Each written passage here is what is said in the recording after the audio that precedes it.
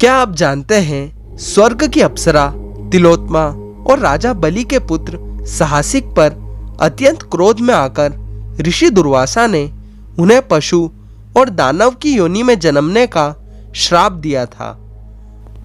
आज की इस वीडियो में हम इसी कथा के बारे में जानेंगे।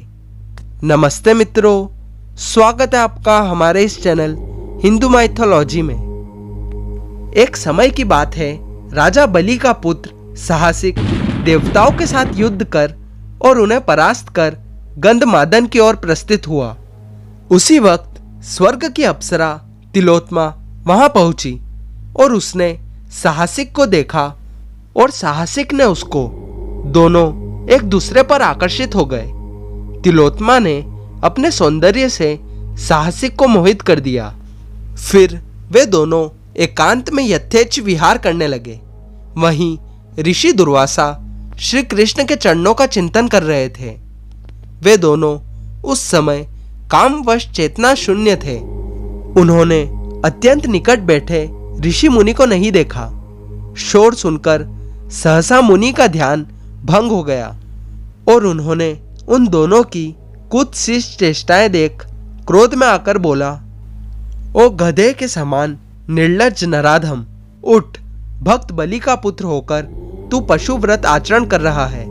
पशुओं के सिवा सभी मैथुन कर्म में लज्जा करते हैं।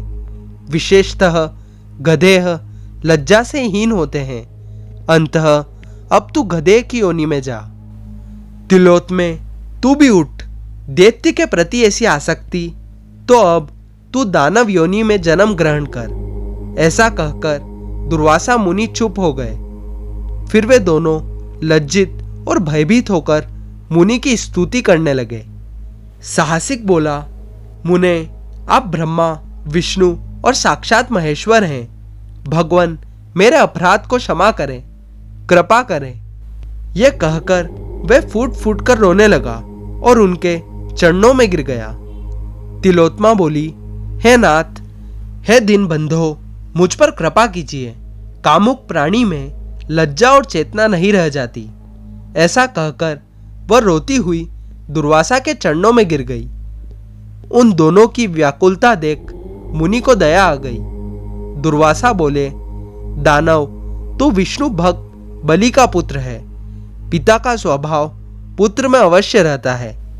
जैसे कालिय के सिर पर अंकित श्री कृष्ण का चरण चिन्ह सभी सर्पों के मस्तक पर रहता है, वत्स, एक बार गधे की योनि में जन्म लेकर तू मोक्ष को प्राप्त हो जा। अब तू वृंदावन के तालवन में जा। वहां श्री कृष्ण के चक्र से प्राणों का परित्याग करके तू शीघ्र मोक्ष को प्राप्त कर लेगा। तिलोत्मे, तू वाणासुर की पुत्री होगी। फिर श्री कृष्ण पौत्र अनिरुद्ध का आलिंगन पाकर शुद्ध हो जाएगी। यह कहकर दुर्वासा मुनि चुप हो गए। तत्पश्चात वे दोनों भी उन मुनि श्रेष्ठ को प्रणाम करके यथास्थान चले गए। इस प्रकार साहसिक गर्दभ योनि में जन्म लेकर धेनुकासुर हुआ और तिलोत्मा बाणासुर की पुत्री उषा होकर अनिरुद्ध की पत्नी हुई। आपको ये कथा कैसी लगी कमेंट सेक्शन में जरूर बताएं और अगर ये वीडियो पसंद आई हो तो इसे लाइक करें और हमारे चैनल को सब्सक्राइब करें। मिलते हैं अगली वीडियो में।